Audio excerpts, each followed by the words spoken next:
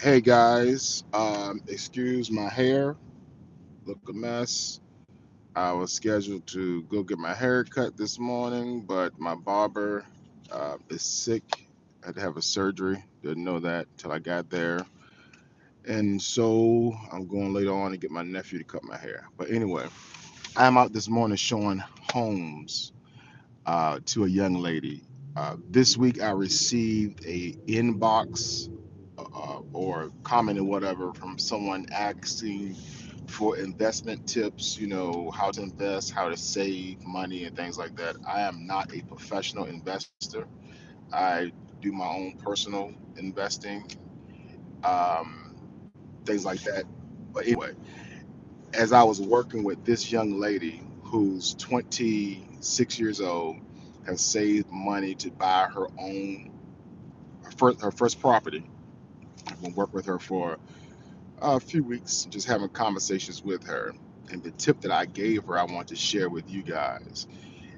I bought my first house at 21 years old. I was 21 when I bought my first house.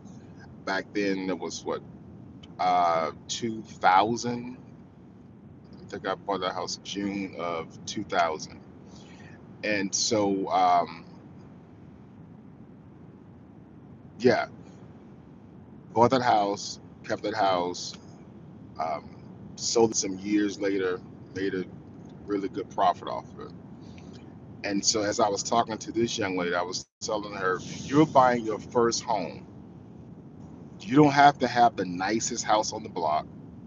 What you want to do is find something that you can buy at a reasonable price, preferably below market value. May need some work.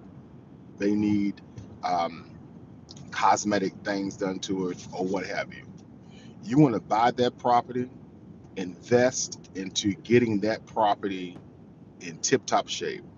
Take your time and redo it. Take your time, flooring, painting, remodeling kitchens, remodeling the bathrooms or whatever. Pour money into that property for 2 to 3 years. Live in the property as you're living in it, improve it. Let's say, just to throw some numbers on it, let's say you buy a house, that needs some work for $250,000. You buy that house because it needs work. It's below market value. Market value is 315,000. So you're going to move into this house with $65,000 worth of equity. That's 65 grand in your pocket right there. They're selling it below market value because it needs work. Over 3, 4 years, however long, you invest another 50 grand into remodeling your bathrooms, remodeling, updating your kitchens, some wall spaces. You can't do anything about that. Your square footage, if you're going to increase that, whatever you're going to do to this property, you spend 3 or 4 years investing in that property, get that property so that now that property that you bought 5 years ago for uh, $250,000 is now worth 375,000. Okay, while you're living in there, you're paying the mortgage, so your mortgage balance is going down and your equity is going up. So now in 5 years, you have a property that you have, let's say, $175,000 worth of equity in.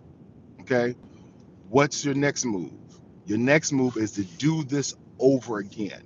Keep that property, make it an investment property. Buy another property, the exact same thing, something that needs some work. Buy below market value. Get in there, redo the bathrooms, redo the kitchens, fix it up, make sure your landscaping is straight. Do the exact same thing. All right. Do the exact same thing. If you start doing this in your 20s, let's say you buy your first house at 25, you stay every 5 years until you are 35, 40 years old. By the time you're 40 years old, you are a millionaire in assets. Because what you have done, you have bought at least 4 to 5 properties that now someone else is paying for. That first home that you bought, if you bought it with 25, by the time you're 40, you've had the house, what, 15 years? That first house that you bought, um, that house should be halfway paid off if you did a 30-year mortgage by the time you're 40. By the time you're 40 years old, your first house is almost halfway paid off. And depending upon how you manage it, you can have it paid off in 15 years. Somehow your message went missing. Um, you could have it paid off in 15 years. If you do that by the time you are 40 years old, you should be a millionaire in assets. What I mean by assets means that you have tangible assets, you have properties that the equity